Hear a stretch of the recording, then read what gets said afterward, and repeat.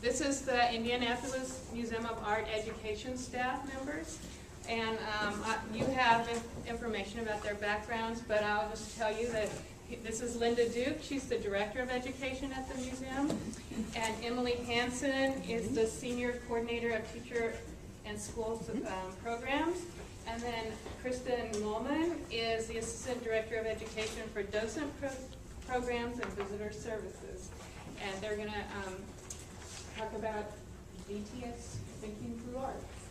So let's welcome them. Yeah, I'll start out, but we're probably going to be kind of an informal tag team because everybody on this team is very familiar with visual thinking strategies, or VTS, and we'll have some important things to say. Thanks so much for having us. We're really excited about an opportunity to work with a group of language teachers, and we hope that some of the things we're going to demonstrate and do with you today might be interesting enough to you that you decide to pursue it, that you think some of these techniques would be useful with your students. So what we are going to do is work this morning to introduce you to a practice called Visual Thinking Strategies, or VTS for short. And it's a pretty extensively researched approach to teaching that uses art images as the focus for a group discussion. And so in this practice, the role of the teacher is really one of facilitator. And a lot of the theory behind this has to do with the dynamics of group learning and discovery, and why things stick better for students when they have a sense of discovery and when they're learning from peers as they go through a process. So it's a way for to create a very active learning activity in your classroom that uses art images. That means it's not really an art lesson in the usual sense. It's not about giving students information about artists or art history. It really is a critical thinking and skill building exercise.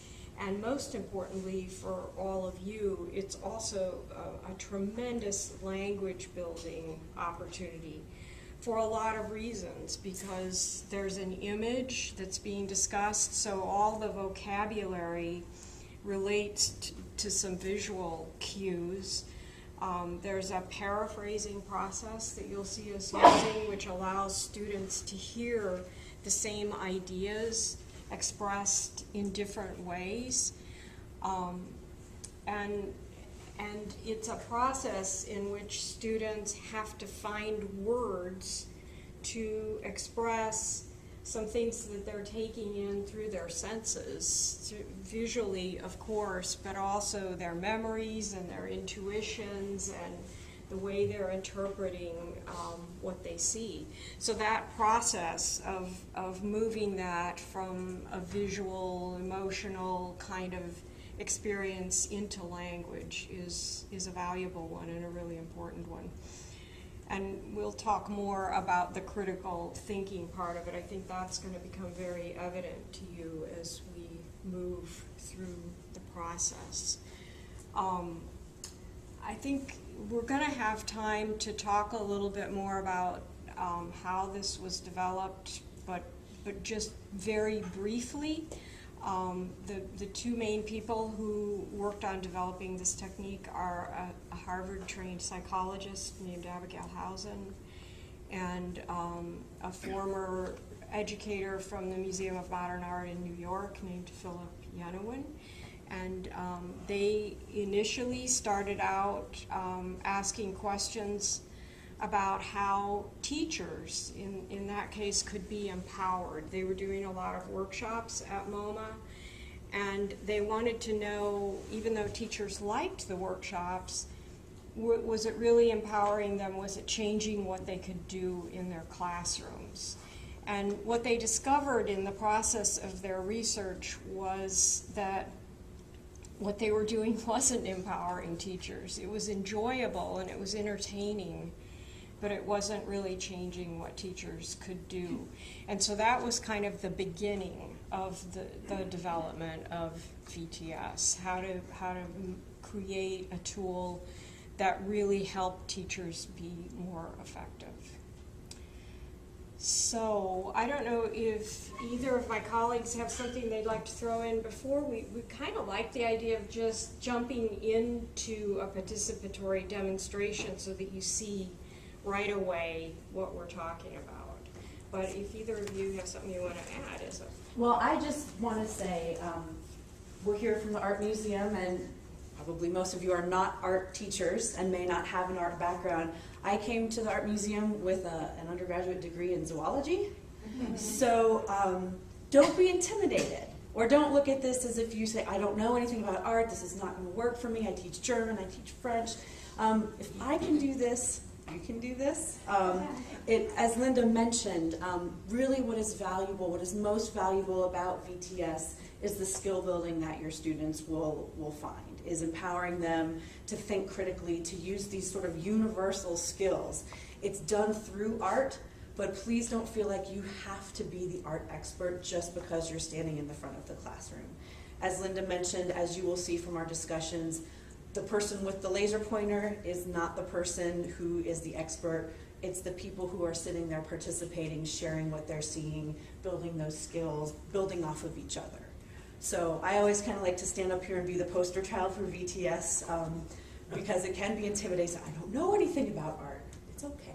You'll find out that actually you do, and you will discover, and you will learn, and you will grow from these kinds of discussions. So just to calm any nervous flutters. And so we're going to do a couple of demonstrations and take some time in between to debrief on what you notice and what you think and what bothers you or anything about it. And so we'll have plenty of time to do things like that.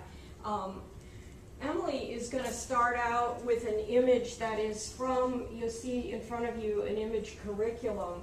This particular set of images is a very carefully designed sequence that is used at the upper elementary level, but we find that some of these images can be used with any age group, and there are many other sets of images too that we can talk about.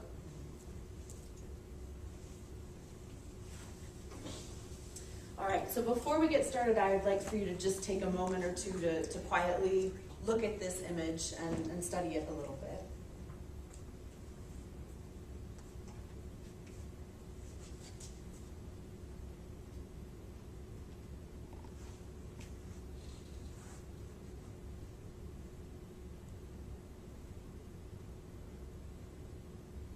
All right, my first question for you is, what is going on in this picture?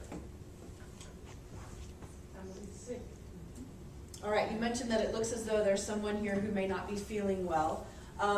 What do you see that makes you say that someone here is not well?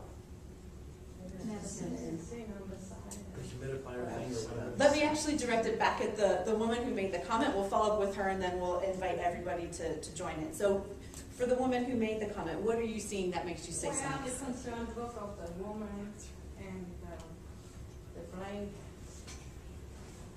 eyes. I don't know whether she's supposed to die or not, but then also you have that little table with the medication on it. Okay, you're seeing several indications here. First of all, you mentioned the expression on this person's face looked to be of one of concern or of worry, perhaps. You mentioned that it looked as though the person in the bed has a sort of blank expression. And then you also noticed there are some items here on the side table that could be medicine, could be something you take if you're not well. All right, what more can we find? Might be some folklore connection in the usage of the branches to heal the person. Okay, so you're looking at the object that's here in the figure's hand. It looks like it's branches, some sort of foliage, and you're thinking that perhaps there's a tie to folklore or some sort of less traditional Western medicine. Okay, and what are you seeing that makes you say that these are branches, that this is plant material? I've seen something similar, but I can't identify it by name. It looks like some type of palm tree.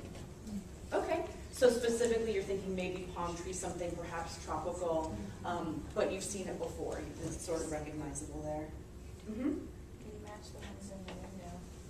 Okay, so you're looking out here on the exterior of the scene through the window, and it looks as though there might be a connection there that it maybe have taken from those palms outside or from the trees outside. Okay. They also look like the plants next to the pictures on the shelf. Those look like dried version of this. Okay, so again, we sort of mentioned the foliage here in the person's hand may be the same as what we're seeing outside. What are you seeing that makes you say that these are dried? They may be the same, but that they're... Instead of green. Okay, The golden image around it looks like the picture next to the virgin. okay, so these may be dried, you're thinking because they look a little brown, they look a little bit differently colored than the other branches, but then you also mentioned the picture here, or the image that we're seeing there. Is everybody familiar with that image of the Virgin? Okay, so you've seen it before, it looks kind of familiar, you're thinking that that's what it could be? Okay, what more? The little brother's very pensive. He's worried. Okay, so this figure down here also, someone mentioned before the look of concern on this person's face, but you're also seeing it in this person's face, that they look concerned, that they're worried. You mentioned, though, that you thought this was the little brother. What do you see that makes you say there's a family connection between this figure and these figures? Well, it's a very intimate setting, and it's unlikely that a passing person would be invited into it. It has to be a family member. So. Okay, because of the space and the setting in general, looks like it's a very personal space. You wouldn't expect a stranger or an outsider to be in that space, so there must be some sort of a personal relationship between those people. Okay, what more? I don't know exactly what it's called, but it's like a humidifier or some kind of thing in the middle of the room that's emitting scent or something to steam. I'm not sure exactly what it is. Okay, so we've noticed that there's this object here on the floor, and there seems to be some sort of steam or something coming out of it, maybe a humidifier or some sort of a smell or an aroma coming from it, but there's a little uncertainty as to what exactly that is. All right, what more? Go ahead. Just importance of family, all the photos on the wall, the old photos. Okay, so you're looking here at the decorations on the wall, some of the accessories in the room. And again, what do you see that makes you say that these figures have some sort of a familiar relationship? Well, I don't usually put pictures of strangers up on the wall. Okay. So again, as we mentioned, the potential relationship between the living figures that we see here being in this personal space, the figures that are represented here on the wall are probably also related in some way because it is that personal space.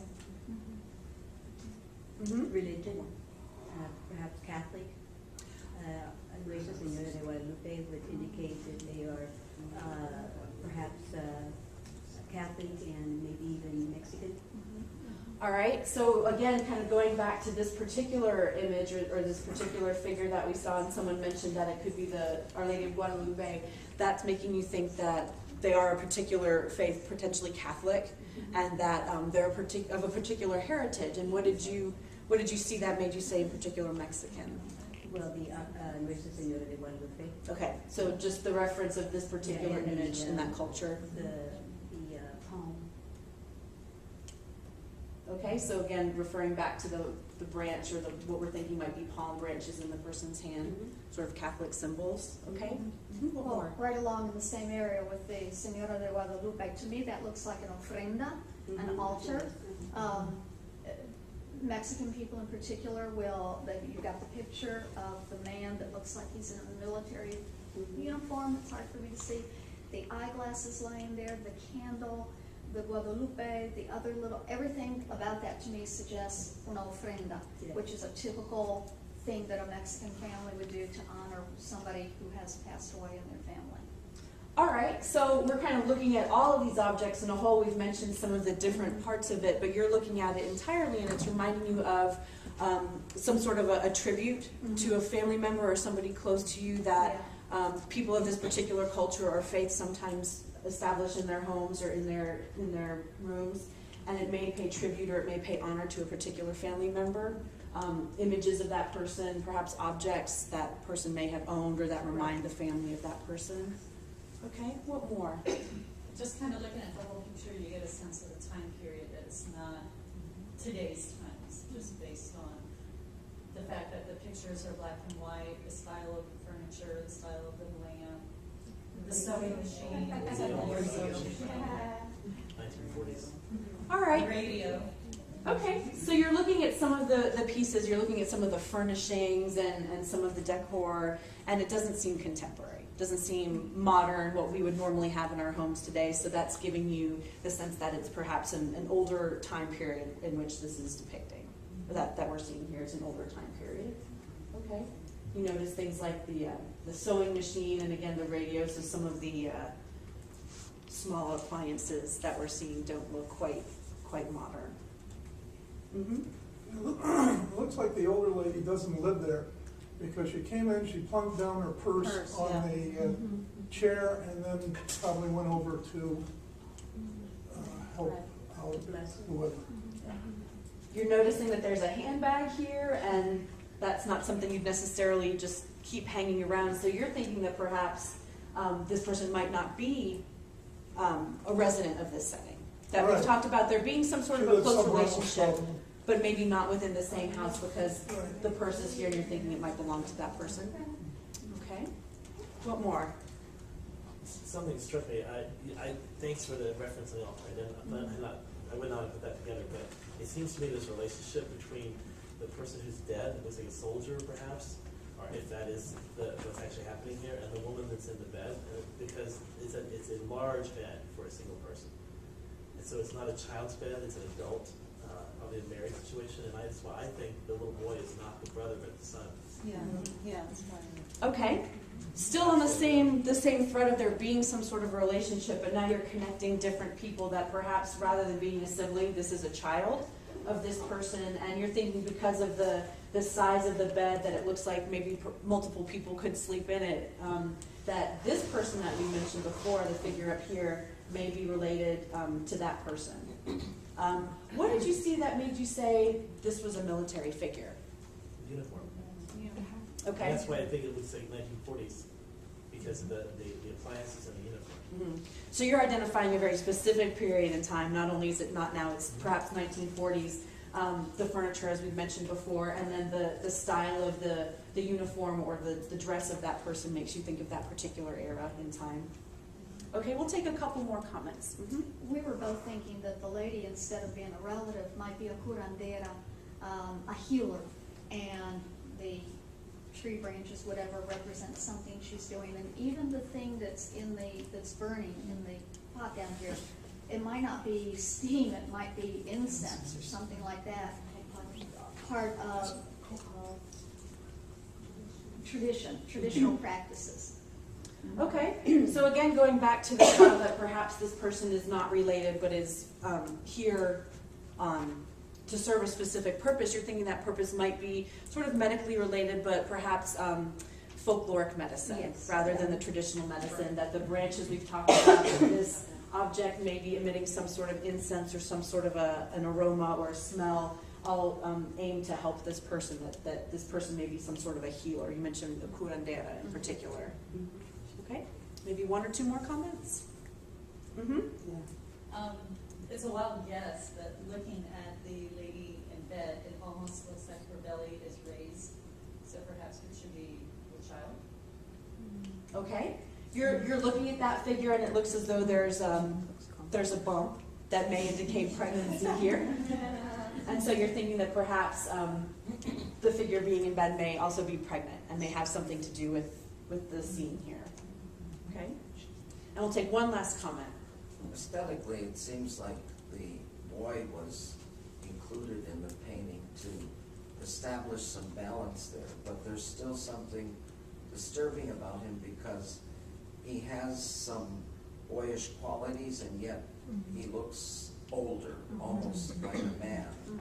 There's almost the suggestion of a dwarf-like figure there for me. Okay, so you're kind of looking at the image from a technical aspect, that there's a balance there, that placing this figure here evens things out for you. But then there's still something kind of frustrating about figuring out who that figure is, that although we've talked about it potentially being a child, being the child of this person, there's a more adult quality to that person. I want to go back to something that you said, though. You said in this painting, and I wanted to know, what did you see that made you say this was a painting?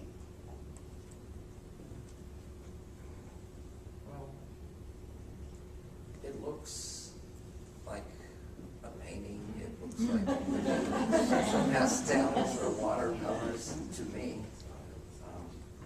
It also has some photographic qualities, but there's something about maybe the roundness of the edges of the table that suggests that the artist is manipulating it there rather than the camera.